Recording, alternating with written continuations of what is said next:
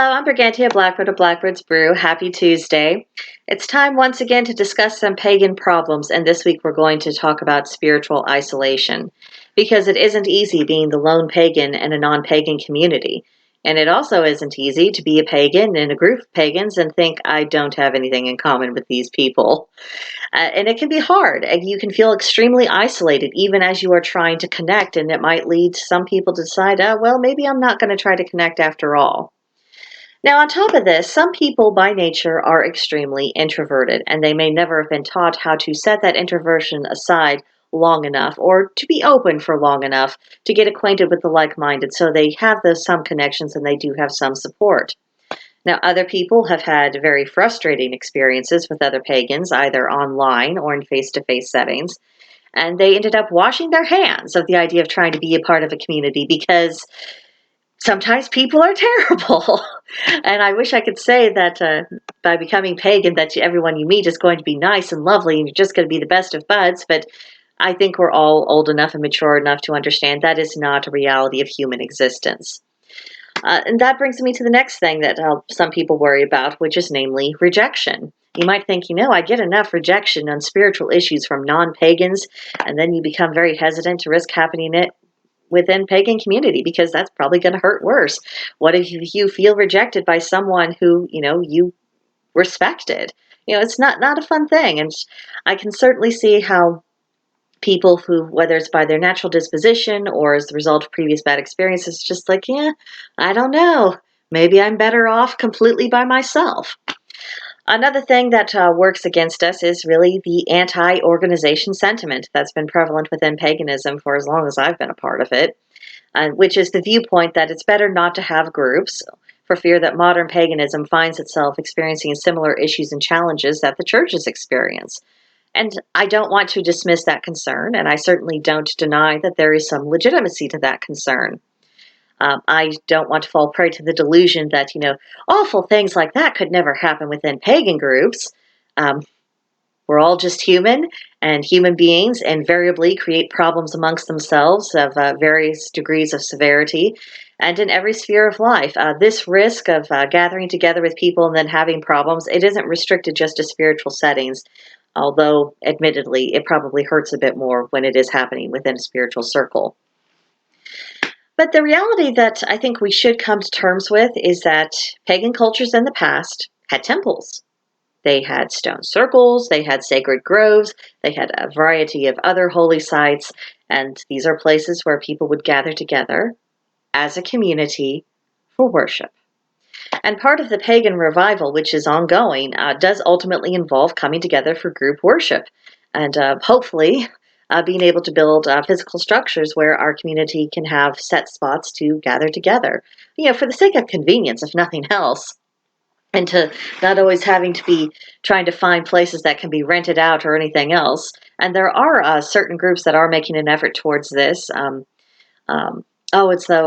forget what he's calling it. I think it's Northern Traditions, something. I think that's one of the names. But it's the group that Jacob on the Wisdom of Odin channel, he's been talking about. They're trying to get money together to purchase land, to build a building. That way, when they have their gatherings, there's a place that, is owned by the organization to where their people can come and gather together, enjoy some fellowship, and engage in traditions, worship the gods. I mean, this is a wonderful positive step, and it's something that, our community as a whole, whether we're associated with his group or whether we're doing our own thing, we need to start trying to do of how can we connect with others and come together and share the joy of our spirituality with the like-minded.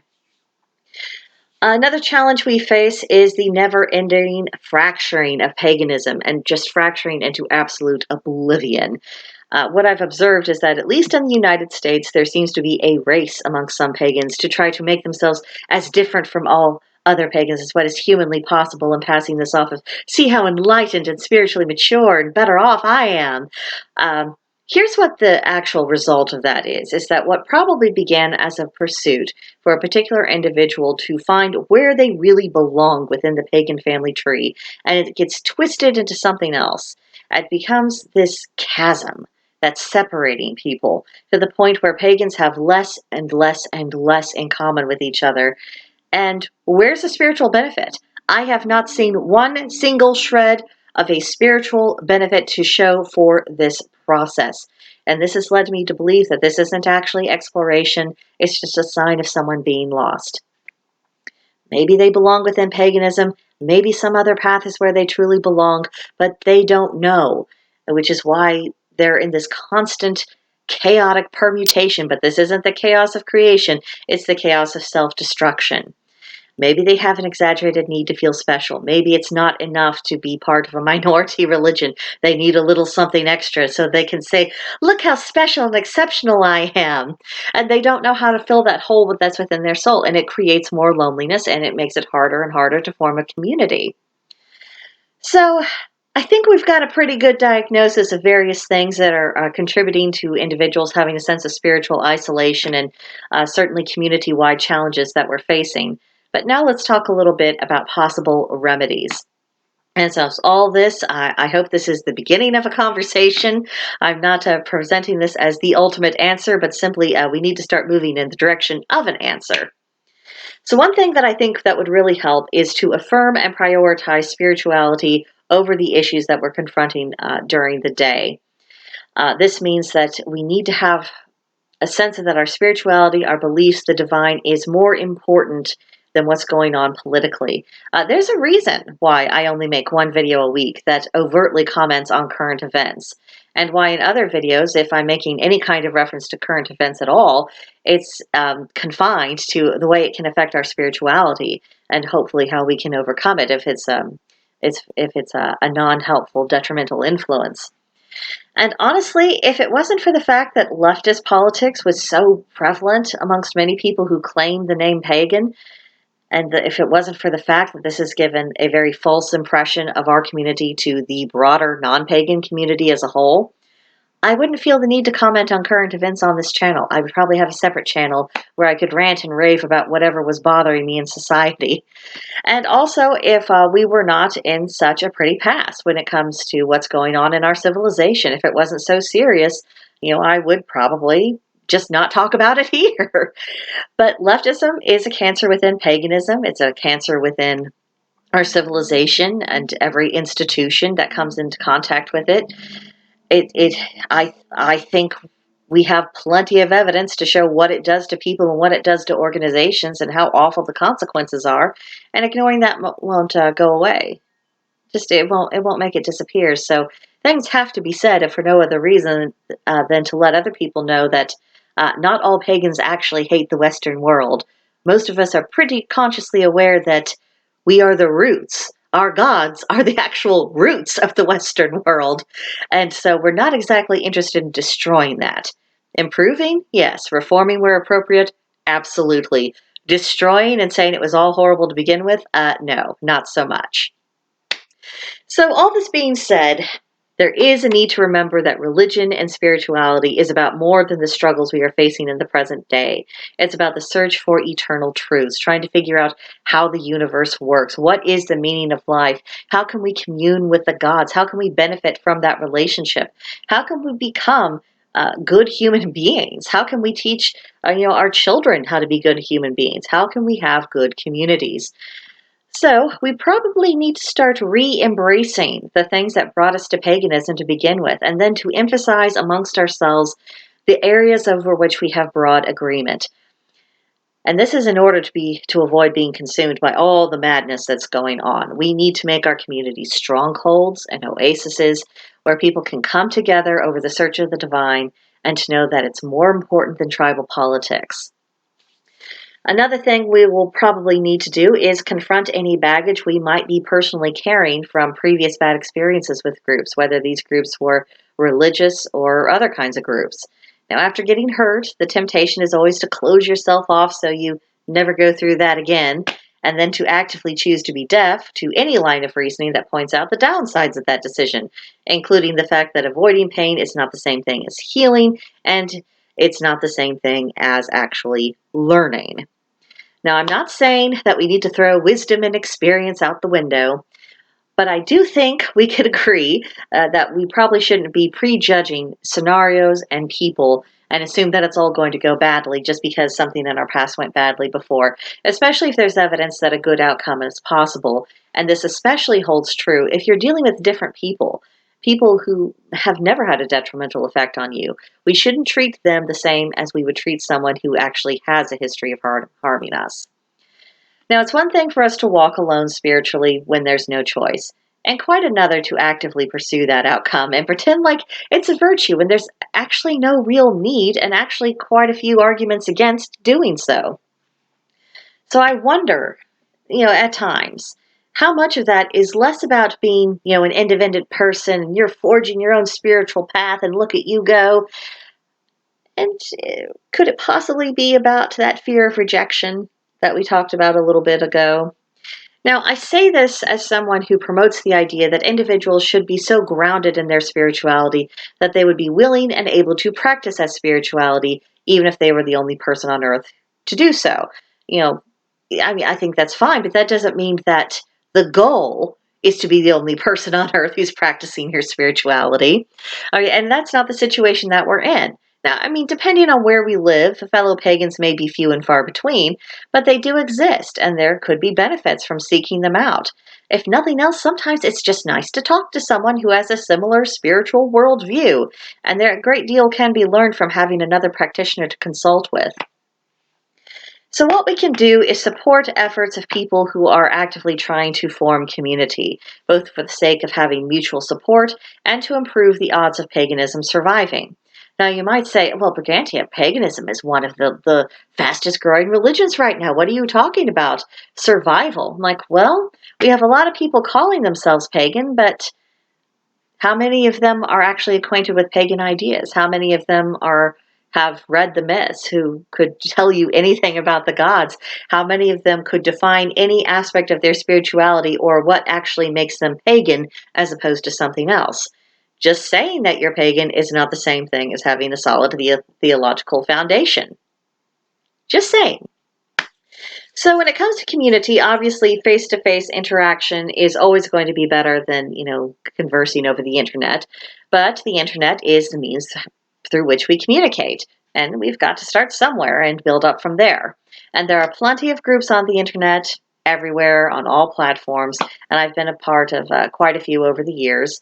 And it seems to be feast or famine with most of these groups. Either they're so large and so active that there's no meaningful interaction between group members, or it's so tiny and so quiet that you can hear the crickets.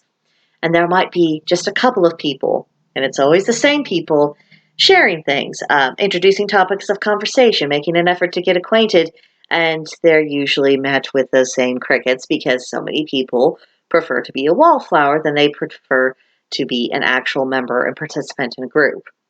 And either scenario can be discouraging because neither scenario is actually going to provide us with company.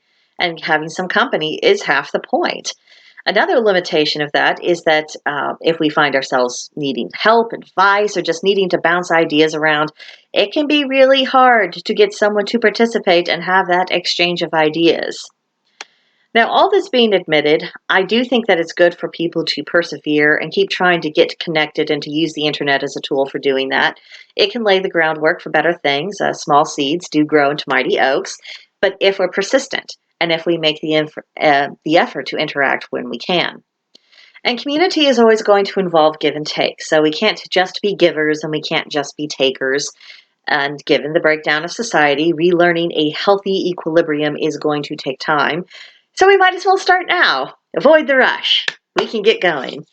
So in a pagan group, whether it's online or face-to-face, you can't always be the talker and you can't always be the listener because that is not a workable dynamic and people will not get comfortable with each other that way. And also, the conversation can't always be serious and it can't always be light. There needs to be a mixture of both, and people within the group will need to be able and be willing to adapt to the moment and allow conversations to evolve organically. And we also shouldn't expect someone else to always be the one taking the lead. A little bit of initiative can actually go a really long way. And for the people who have started up groups, when they see someone else, becoming more invested in it, not only does that help renew them so they can keep going, it can be very encouraging to them. Like, oh, okay, I wasn't crazy. I'm not the only person who thinks X, Y, or Z matters. Here's another example. Yay, I'm not by myself. It can help. It helps more than you know. Now, one of the strongest arguments for making efforts towards creating a thriving pagan community is that it will enable the continuation of paganism. Because if this spiritual fracturing continues, that will lead to a disintegration of pagan concepts. They're already pretty watered down in a lot of circles, and we see the results of that. And if we allow this to go on, our form of spirituality will just fade into the abyss, into oblivion, and it will be our fault. We have a responsibility to pass on what we've learned. And now, the obvious example is that parents obviously have the obligation to help create a community in which their children can thrive. And, in order to have that community, that means we need to find some common ground so that communities can be built. Communities are not built on endless contrasts. It has to have common ground. People need to be able to agree on some basic things. And this idea isn't anything new. And the only reason why communities exist at all is because people are able to find enough common ground to be able to stick together and get something out of it. And the only reason why anything in human experience passes down from one generation to the next is because it's understood that the next generation needs to be taught. Knowledge is not automatic. So if something is important, then the next generation needs to be informed, whether it's your own children or if it's about, teaching something to someone who's new to paganism. And right now, it's our turn. It's our time to continue to learn, our time to teach, our time to find the like-minded and to make those connections. And the pagans who came out of the broom closet in the mid-20th century, they worked hard to resurrect ancient ideas, ancient traditions, and to attempt to create modern forms of worship. They had fewer resources and far less information than we do. They didn't let that stop them. They made do with what they had, and they remained open to what they might learn in the future. And it's up to us to continue the work they began. And it is definitely our job to teach those who come after us why it's worthwhile to keep paganism alive. And it's all going into making that community. So we'll be able to go on into the future. So let me know what you think. I would love to hear from you, whether at Blackbird's Brew on Discord, there's a link to join in the description box below, or by leaving a comment on this channel. If you haven't done so already, please like and subscribe, and I will see you in the next one. Bye.